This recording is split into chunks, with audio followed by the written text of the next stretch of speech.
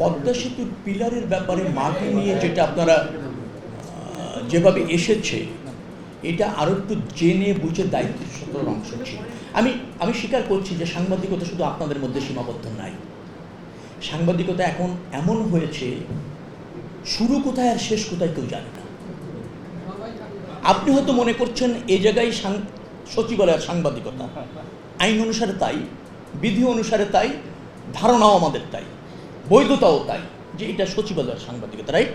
আমি এখানে বসেছি, তো সচিবালয়ের সাংবাদিকতা হওয়া উচিত। কিন্তু সমস্যা হচ্ছে এর মধ্যে এটা কোনো সীমাবদ্ধতা নাই। উৎপত্তি কোথার থেকে কেউ জানে না, শেষ গিয়ে হয় কোথায় কেউ জানে না।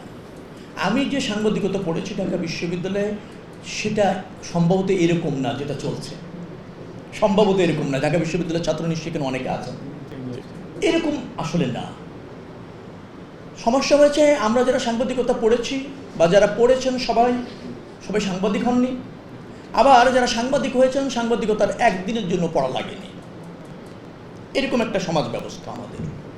পদ্মা সেতুর যে জায়গাটা আমি জেনেছি, এই রেল সেতুর যেখানে এটা একটু গভীরে দু একজন সাংবাদিক জানলে ভালো হতো। যখন আপনি কোনো মেগা স্ট্রাকচার করবেন, স্ট্রাকচারকে কাজ করার জন্য কোনো সময় একটু আপনার ওটাকে বলা হয় ভেহিকেল চলাচল, স্ট্রাকচারেরটাকে দাঁড় করানোর জন্য অথবা ধরেন বিল্ড করার জন্য কিছু নিচে কিছু সাপোর্টিং লাগে। সেখানে দেখা হয় যে ধরেন পদ্মা সেতুর নদীর মাঝখানে গিয়ে স্ট্রাকচার যেটা হবে সেটা একরকম, কিন্তু এই তীরের পাশাপাশি যে স্ট্রাকচারগুলি হবে সেটা কম ব্যয় করার জন্য অথবা ধরেন সহজে করার জন্য, দ্রুততম সময় করার জন্য কিছু কিছু জায়গায় আর্থ ফিলিং থাকে।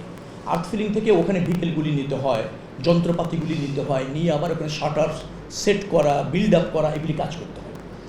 এই জন্য দেখবেন যে কোনো কোনো জায়গায় আপনি যেখানে সেতু হবে দেখবেন, একটু দেখে নেবেন যে দুই পাড়ে কিছু জায়গায় একটু বাঁধের মতো করা হয়, করে সেখান থেকে সেতুটা কাজ করা হয়, কাজ করে ওটা আবার অপসারণ করে দেওয়া হয়, আবার চলাচলটা ইজি করে দেওয়া হয়। অর্থাৎ কিছু আর্টিফিশিয়ালি অ্যারেঞ্জমেন্ট করতে হয় প্রকল্প বাস্তবায়ন করার জন্য, প্রকল্প বাস্তবায়নের পর আবার সেটা অপসারণ করতে হয়, এবং ওর জন্য চুক্তিও থাকে এবং ওর জন্য বরাদ্দও থাকে। ওইগুলো অপসারণের বরাদ্দ থাকে এবং ধরেন কয়েকদিনের মধ্যে আপনি সরিয়ে নেবেন, তার কন্ট্রাক্ট চুক্তিতে থাকে। এখানে ওই রকমের ভাবে কিছু রাস্তা সাময়িকভাবে, কিছু চলাচলের জায়গা, কিছুটা আর্থ ফিলিং, কিছুটা শাটার এস্টাবলিশ করা এই জন্য প্রয়োজন ছিল। তখন কিন্তু এটা ভরা হয়েছে। সেতুটা নির্মাণ হয়ে যাওয়ার পর ওটা কন্ট্রাক্টরের সাথে চুক্তি থাকে, এটা অপসারণ করে ফেলতে হবে। কিন্তু ওই সরকারের আমলে, অন্তর্বর্তীকালীন সরকারের আমলে এটা অপসারণ হয়নি দীর্ঘদিন ধরে। ব্যর্থটা ওই জায়গায় যে কন্ট্রাক্টর ওটা সরে নেওয়ার কথা ছিল, সে সরায়নি, সে বিলও পায়নি। তার কিন্তু কন্ট্রাক্টের অংশ বিল সরিয়ে নিতে হবে। এই যে মাটিটা ফিল আপ করা হয়েছিল ওই জায়গায়, ওটা করে থাকবে না। থাকলে যেটা হয়, ফিজিবিলিটি যেভাবে স্টাডি হয়েছে তার সাথে ওই স্ট্রাকচারের মিল আর থাকছে না। ওটা হয়তো দেখা গেল যে পানি চলাচল, অন্যান্য চলাচলে বাধা সৃষ্টি করছে, এগুলো করে সরে ফেরার কথা ছিল। কিন্তু আগের কন্ট্রাক্টররা, যে কন্ট্রাক্টর ছিলেন, তিনি টাইম মতো এটা সরাননি।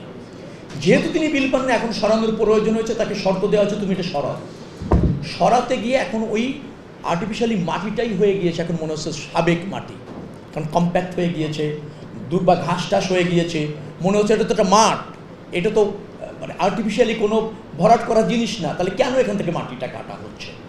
যে মাটিটা কাটা হচ্ছে সেই মাটিটা ওখানে সরানোর কথা থাকার কথা ছিল না, সরিয়ে ফেলানোর কথা ছিল, তাই সরানো হচ্ছে।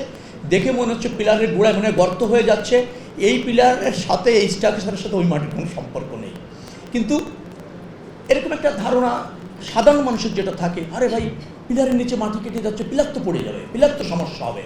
ইঞ্জিনিয়ারিং ভাষা এটা না।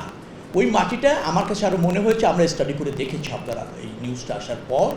আমি ওই ব্রিজ ইঞ্জিনিয়ারিংয়ের সাথে আমাদের সেনাবাহিনীর যারা জড়িত, গতকালকে রাত্রে আমার সাথে কথা হয়েছে, অন্যান্য ইঞ্জিনিয়ার যারা জড়িত কথা হয়েছে, ওই মাটিটা সরালে ওখানে আরও যেটা হবে, ওই নাব্যতা বা অন্যান্য জায়গায় যে চলাচলের আছে পরিবেশগত এবং অন্যান্য দিক থেকে, পাশে সামনে গিয়ে তো ওয়াটার, তো সেটা রেইনি সিজন, ড্রাই সিজনের যে চলাচলটা ফিজিবিলিটি টেস্ট অনুসারে ভালো হবে। আর এখন হয়তো সেন্টিমেন্টের জায়গা থেকে মনে হচ্ছে যে মাটি সরাই কোথায় নিয়ে যাওয়া হচ্ছে। আলটিমেটলি এই ধারণাটা হওয়ার একটাই কারণ হচ্ছে, মাটিগুলি প্রাথমিক পর্যায়ে সেতু চলাচলের জন্য উন্মুক্ত হওয়ার পরেই সরানো উচিত ছিল, কিন্তু সেটা সরানো হয় নাই। এখন সরানো হচ্ছে বিদায় এইটা আমরা ওই কাজের সাথে সিমিলার মনে করছি না, মনে করছে ভিন্ন কিছু করে মাটি টাটি বিক্রি করে কেউ হয়তো কোনো গোষ্ঠী লাভবান হচ্ছে। এই মাটি সরানো তার অংশ না, এই মাটি সরানো ব্রিজ বানানোর কনস্ট্রাকশনেরই অংশ। যদিও দেরি হওয়ার ফলে এখন সেটাকে মনে হচ্ছে মূল স্থাপনা জন্য ঝুঁকি হয়ে নিশ্চয়ই কোনো ব্যক্তির সাথে মাটি সরানো হচ্ছে। এটা হলো আসল জায়গা। মেট্রো রেলের অস্থায়ী দোকান উপরে থাকার কথা না।